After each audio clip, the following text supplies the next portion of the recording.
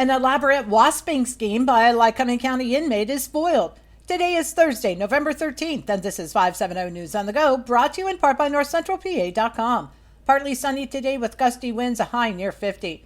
The winner of an open Williamsport Council seat will be determined by a drawing after one final overseas military ballot missed the deadline and failed to arrive at the Lycoming County Elections Office on Wednesday.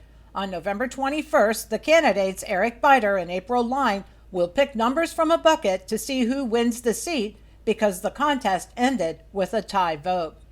Sexual assault charges are filed against 19-year-old Jaquan Dixon. Police say the Williamsport man had initiated contact with a 12-year-old girl and several of her friends through Snapchat. The 12-year-old and Dixon began to direct message each other, and the victim stated that he sent several lewd pictures and videos to her.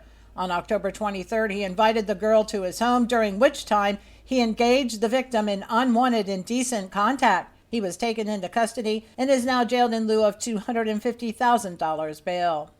An elaborate scheme to bring contraband into the Lycoming County Prison collapsed after a letter was intercepted. The Sun-Gazette reports inmate Tyree Moy attempted to have paper contaminated with bug and wasp spray brought into the jail by way of the mail. He sent a letter to his son giving specific directions on how to contaminate the papers. However, the letter was intercepted.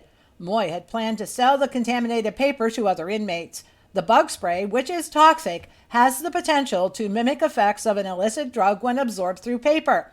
The practice is often called wasping and is used as a substitute for methamphetamine. StateCollege.com reports that embezzlement-related charges are filed against a Center County woman who's accused of stealing from her employer. Police allege 46-year-old Carrie Roan of Spring Township stole more than $1 million from Nittany Learning Services over the course of 5 years. She said while employed there, she fell into deep debt following a breast cancer diagnosis. A preliminary budget that comes with a 1.2 millage increase was approved by Hughesville Council this week. The borough is facing a budget deficit of nearly $50,000, and officials told the Sun-Gazette the shortfall was largely due to rising insurance costs. Under the 1.25 mil hike, a property having an assessed value of $100,000 would pay an additional $125 next year. Council has until December 31st to finalize and approve that spending plan. On Wednesday, the Salvation Army in Williamsport launched its holiday fundraising campaign during its 7th annual Red Kettle Kickoff Breakfast. This year's Red Kettle campaign theme is the joy of giving.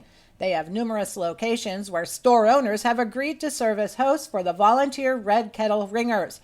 Volunteers, either individuals or groups, are needed to ring bells. To pick a date and location to ring, contact the Salvation Army at 570-326-9187. Pennsylvania's 4-month budget impasse is officially over. Yesterday, the over $50 billion spending plan was signed. It includes additional investments in public schools, creates a new tax credit for lower-income people, and $25 million for child care worker recruitment and retention.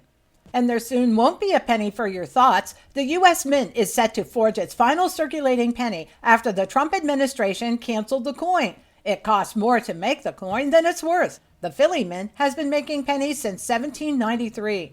Retailers have voiced concerns as supplies have been running low.